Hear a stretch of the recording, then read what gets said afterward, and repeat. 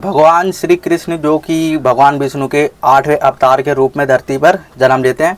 और जन्म इसलिए लेते हैं ताकि जो धरती पर जो बड़े बड़े असुर थे, जितने भी अधर्मी लोग थे, धरती को पाप मुक्त कराने के लिए लेते हैं। भगवान श्री कृष्ण बचपन से ही अपनी लीलाओं के लिए जाने जाते हैं और बचपन से ही उन्होंने बड़े बड़े असुरों दैत्यों की मृत्यु का कारण भी बने हैं। उन्होंने बहुत से ऐसे असुर और दैत्य थे और यहाँ तक कि राक्षसी पूतना भी थी जिनको उन्होंने मारा था। और कहा जाता है कि जो राक्षसी पूतना थी वो भगवान श्री कृष्ण को मारने के लिए आती है। और जो कि कहा जाता है कि जो राक्षसी पूतना थी वो जो कंस की दासी भी थी। लेकिन आपको पता है कि जो राक्षसी पूतना थी उसको मारने के बाद भी कहा जाता है कि जब भगवान श्री कृष्ण बड़े होते हैं तो भगवान श्री कृष्ण उनको अपनी माता के समान ही देखते हैं, उनको माता का रूप मानते हैं और माता ही कहते हैं। लेकिन भगवान श्री कृष्ण ऐसा कहते क्यों हैं?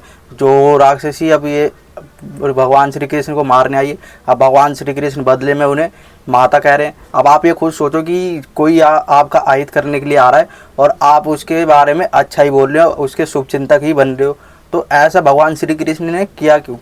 तो कहा जाता है कि जो राक्षसी पूतना थी, जो भगवान श्री कृष्ण ने जब 52 अवतार लिया था, तो भगवान श्री 52 अवतार में जो राजा बलि के पास जब वो जाते हैं तो कहा जाता है कि जो राजा बलि होता है उसको अपनी दानशीलता पर बहुत ज़्यादा अहंकार हो जाता है। कहा जाता है कि जो राजा बलि थे वो दानी तो थे लेकिन उन्हें घमंड आ जाता है कि मैं बहुत बड़ा दानी हूँ।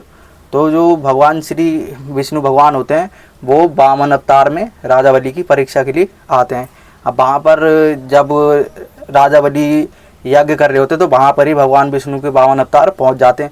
अब वहाँ पर जो राजा बलि होता है वो अपने परिवारजनों के साथ और अपने गुरु शुक्राचार्य के साथ वहाँ पर होते हैं। कहा जाता है कि जब भगवान विष्णु के अवतार 52 अवतार वहाँ पर आते हैं तो जो रतनमाला जो कि राजा बलि की पुत्री होती है वो भगवान विष्णु के बालक स्वरूप को देखकर वो सोचते हैं कि काश ये मेरा पुत्र होता और मैं अपना स्तनपान कराती, मैं इस जो ये बालक है इसको मैं अपना दूध पिलाती।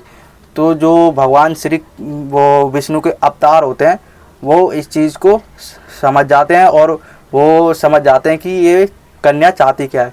तो जो भगवान विष्णु के अवतार होते हैं वो आशीर्वाद दे देते हैं मन ही मन में कि ठीक है अगले जन्म में तुम मुझे अपना स्तनपान कराओगी। लेकिन कहा जाता है कि जो राजा बलि को इस चीज़ का अहंकार होता है कि मुझसे बड़ा दानी कोई भी नहीं है। तो जो राजा बलि जब यज्ञ करवा रहा होता है, जब भगवान विष्णु वहाँ पर आते हैं, आपको पता है कि जो 52 अवतार होता है भगवान विष्णु का, उसमें वो भगवान विष्णु के जो अवतार होते हैं वो राजा बलि से हर चीज़ छीन लेते हैं। वामन देव जब राजा बलि से 3 पग ज़मीन मांगते हैं तो उस 3 पग ज़मीन को राजा बलि दे देते हैं। और उस 3 पग ज़मीन में आप सभी को पता है कि जो भगवान विष्णु के अवतार होते हैं वो राजा बलि से उसकी हर चीज़ छीन लेते हैं, यहाँ तक कि उसको पाताल लोक में भी भेज देते हैं उनके सर पर पाँव रखकर। अब जो रतनमाला होती है जो राजा बलि की पुत्री होती है, कहा जाता है कि वो इस चीज़ को देखकर बहुत ज़्यादा क्रोधित हो जाती है कि अगर ऐसा छलिया मेरा पुत्र हुआ तो मैं अपने स्तन पे अपने दूध में विष मिलाकर इसको पिला दूंगी।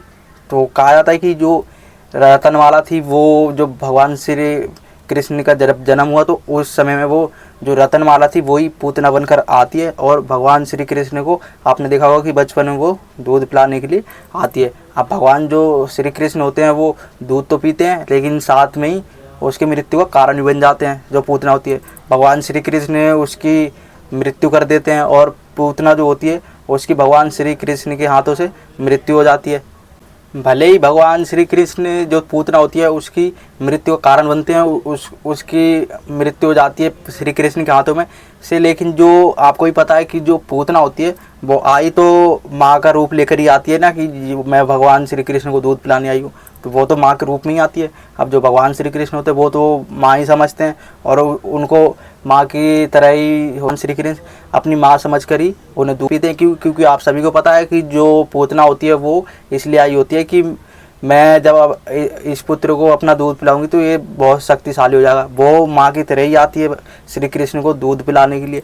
तो जो भगवान श्री कृष्ण होते हैं वो पूतना का दूध पीते हैं और कहा जाता है कि जो पूतना जो अपने दूध में जो कि विष मिलाकर आई होती है स्तन में, तो वो जब भगवान श्री कृष्ण पूतना यही सोचते हैं कि जैसे ये मुँह लगाएगा बालक तो इसकी मृत्यु हो जाएगी विष के जरिए। लेकिन उल्टा ही हो जाता है। भगवान श्री कृष्ण के हाथों उसी की मृत्यु हो जाती है। तो कहा जाता है कि जब भगवान श्री कृष्ण ने उनका दूध पिया तो इसलिए भगवान श्री कृष्ण ने जो पूतना थी उनको माँ का दर्जा दिया। और भगवान श्री कृष्ण ने बाद में जब पूतना जा रही होती है, जो कि रतनमाला होती है, जब बाद में वो स्वर्गलोक की तरफ जा रही होती है तो भगवान श्री कृष्ण उनको प्रणाम भी करते हैं और उनको जो भगवान श्री कृष्ण अपने माँ का दर्जा देते हैं उनको वो सम्मानित भी करते हैं। तो इसलिए कहा जाता है कि जो भगवान होते हैं वो, चाहे आप भले ही कितने भी पाप करके बैठो, कुछ भी कर्म करके बैठो, लेकिन आप थोड़ा सा भी पुण्य करते हो तो जो भगवान होते हैं वो आपसे बहुत ज़्यादा प्रसन्न हो जाते हैं और आपकी बहुत सारे पापों को वो माफ़ भी कर देते हैं। इसलिए तो भगवान को भगवान कहा जाता है। अब आज के समय में आपने देखा होगा कि भगवान पर ही लोग उल्टा सीधा कमेंट करते, कुछ ही बोलते हैं उनके बारे में, लेकिन उन्हें यही नहीं पता कि भाई भगवान क्या चीज़ है। आप सभी को पता है कि जब जो स्त्री जो उनको मारने के लिए आई है, अब उस स्त्री को भगवान श्री कृष्ण अपनी माँ का दर्जा दे रहे हैं। तो भाई इस तरीके से आप भगवान की महिमा का अंदाज़ा लगा सकते हैं कि भगवान हमारे जीवन में कितना महत्वपूर्ण स्थान रखते हैं और भगवान के बिना ये सृष्टि और हम नहीं चल सकते हैं।